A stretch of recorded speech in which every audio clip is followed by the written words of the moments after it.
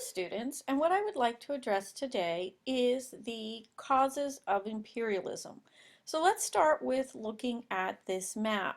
So if I look at this map, let me see if I can make it a little bit larger for you. Guess I can't. There we go. All right, so if I look at the map, what you're going to see is the different colors are the countries that were taken over by other countries by 1900. Notice almost all of Africa except for Ethiopia and Liberia were controlled by other nations. You can see even to the point the United States should have a little bit of territory.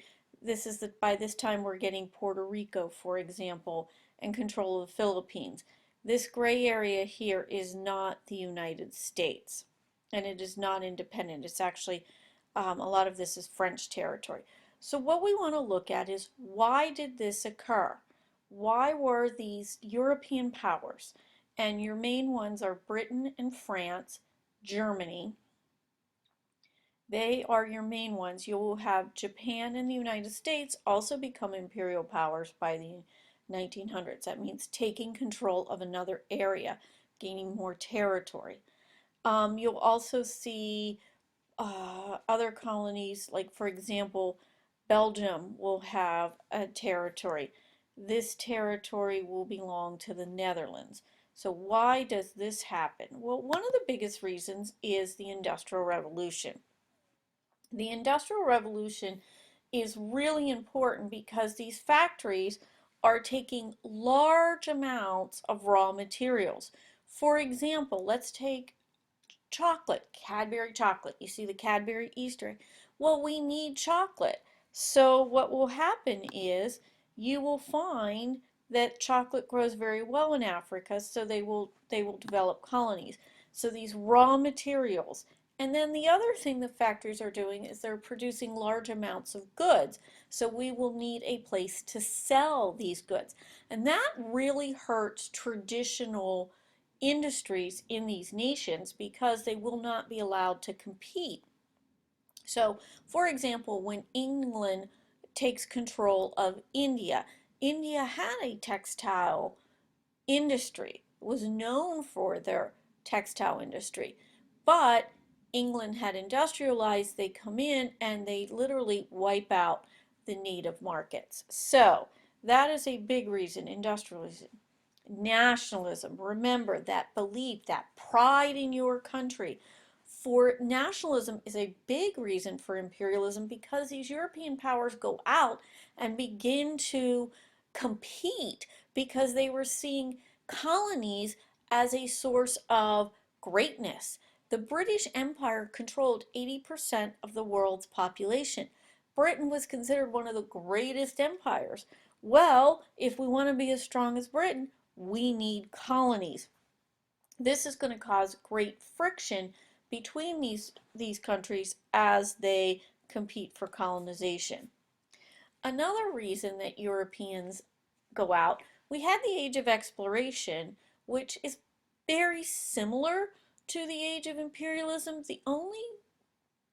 And the Age of Exploration was as successful as the Age of Imperialism, and part of the reason is that because of technology. The powers that went out had industrialized. Now all of a sudden, now we have the tools. Once we conquer an area, we can also control it longer. They had machine guns. One of the big things before, when you wanted, for example, when you were talking about Britain taking control of India, to get soldiers from India, from Britain to India, was not going to take as long because of the steamships.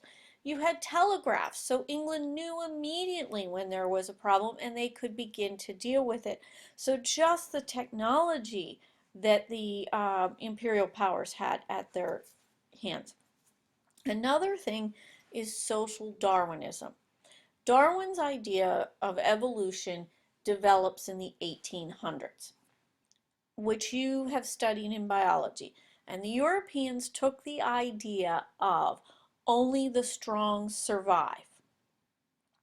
and they are the highest evolved. So the Europeans actually believed that they are the highest level of evolution. This is where we want to bring the rest of the world up. And I'm saying Europeans, please put the Americans into this. And the Japanese are going to feel this way, even though they will be treated inferior by the other imperial. But these countries, the Europeans and the Americans, go out and they begin to think that their job is to civilize non-Europeans. Civilize means Christian, to make them Christian and to make them more like them, like Western culture. They're going to send missionaries to convert the natives. The interesting thing is they're going into civilizations that, for example, India, China, that have had rich culture and forever. And so they bring their ideas. So civilized means Christian and Western ideas. That's what Europeans believe. And that idea of bringing these lesser people up to equal the higher Europeans, taking Darwin's theory and corrupting it. Another thing is it was easy to conquer people because the Europeans took people's different ideas and used them against each other. In India, when Britain took over India, they used the conflict between Muslims and Hindus to exploit and make it easier to conquer. When they went into Africa, they used different religions, different language. So instead of these people being able to unify, the Europeans exploited their disunity to make it easier to conquer. Other things there were some technology advances that I'm putting in a separate because Europeans really go after Africa because two things allow them to do that. One, once you get the steamship, during before the steamship is invented, the Europeans couldn't take their boats up the river in Africa because of the wind power. With the steamship, now I can punch through Central Africa and get through those rivers and get into this area. And malaria was a big issue, and they were dying of this disease from malaria, which made it very difficult for Europeans to explore. And once you get quinine, which helps deal with malaria, then you are able to imperialize. So, what I want you to do now is I want you to look at the modern world, and I want you to think about the modern world. And what I want you to do in that effects is, can you see any lasting impacts that this European age of imperialism still has on us today? Look at economic differences, look at technological differences, look at languages spoken around the world. So I want you to think about that. And with that, we will continue.